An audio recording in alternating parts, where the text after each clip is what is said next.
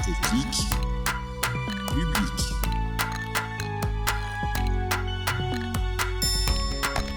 Technique publique.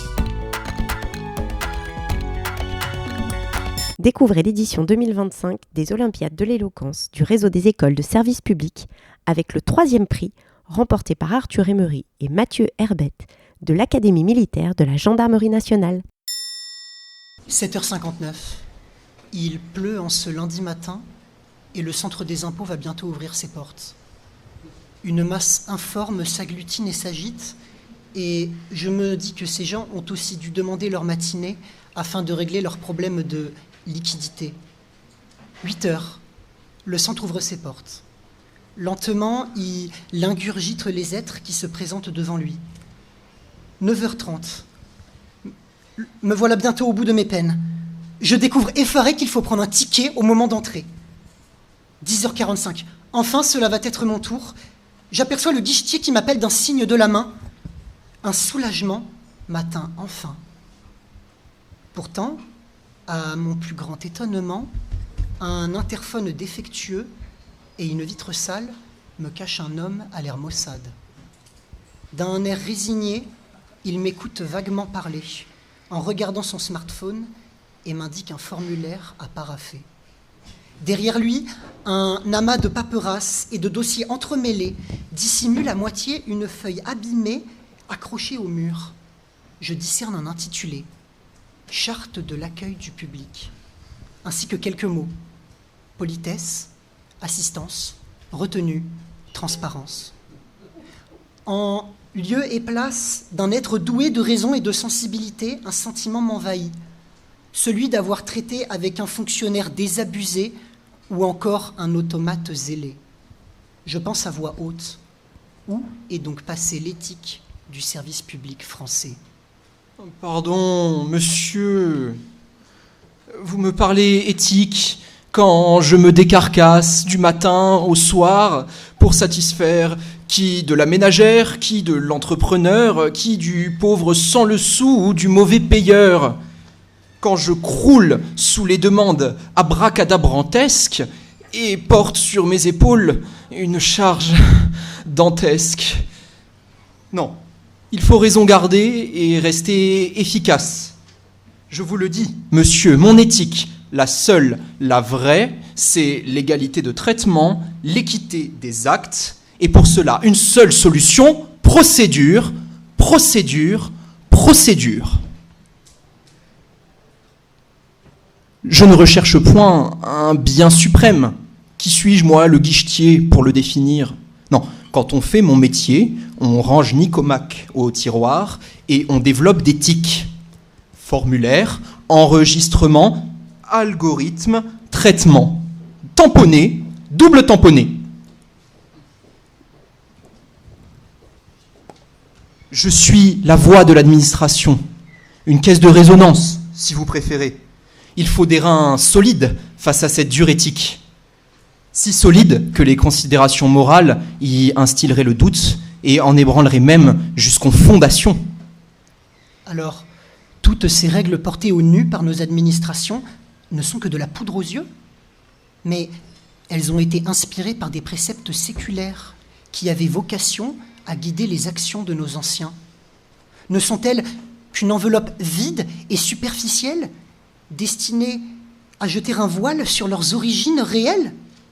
Pourtant, il ne faut pas remonter très loin pour constater que les serviteurs de l'État, quels qu'ils soient, ont un besoin flagrant de la morale, cette science du bien et du mal. Qu'ils soient gendarmes, préfets ou magistrats, il y a toujours eu au moins une fois où l'éthique collective a fini brûlée sur une plage corse ou accrochée au mur d'un syndicat plutôt que d'être revendiquée comme une fierté d'État. Mais les meilleures intentions animaient ces personnages et pour servir le bien, pourquoi ne pas tordre les règles ? La fin justifierait les moyens, on pourrait même imaginer asservir la vertu à la terreur. Vous me parlez du bien et du mal, comme du paradis et de l'enfer, et vous démontrez par là même leur relativité. Une société civilisée, égalitaire, ne doit pas embarrasser l'État de morale. mais de règles. Sinon, la puissance publique plie pas à pas chaque personne à son point de vue, sans laisser de place au pluralisme. Pas de morale, pas de pitié, des règles. Un jeu transparent et connu auquel tout le monde pourrait participer. Si l'éthique s'abreuve à la source de la morale, qu'elle se cache. Sans quoi, on aura tôt fait d'inventer au premier fonctionnaire venu un procès en partialité. Il faut faire son travail et le faire correctement, un point, c'est tout. Et pourtant, cela fonctionne-t-il aujourd'hui correctement ? Le rejet des règles de morale au profit d'une éthique dite responsable a pu avoir raison de l'adhésion au système, tout comme l'application kafkaïenne de procédures souvent moyennes, à tel point que, si la mort était un service public, il y aurait des listes d'attente apocalyptiques.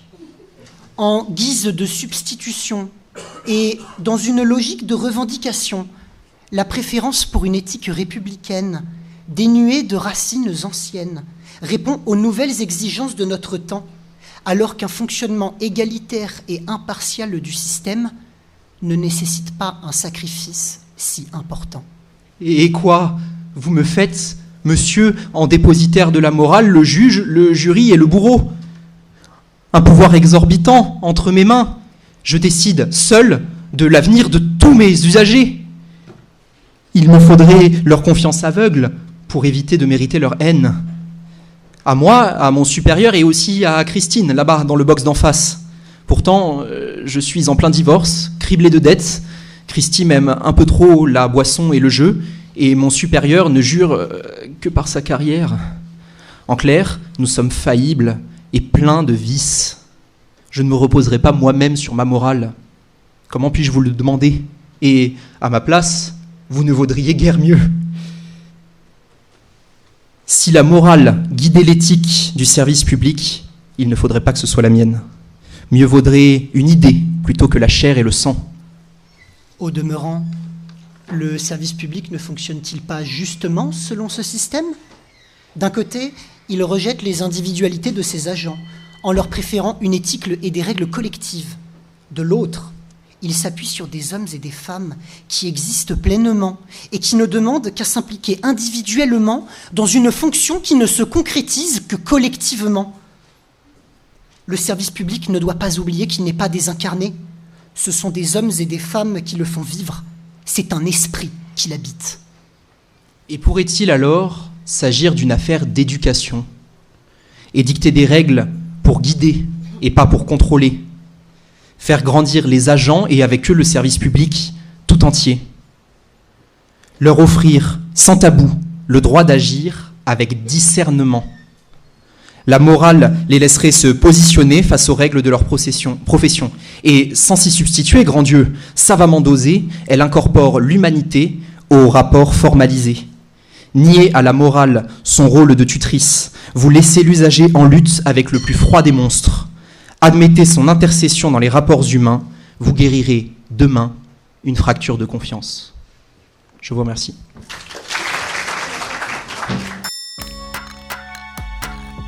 C'était Déclic Public, le podcast du réseau des écoles de service public.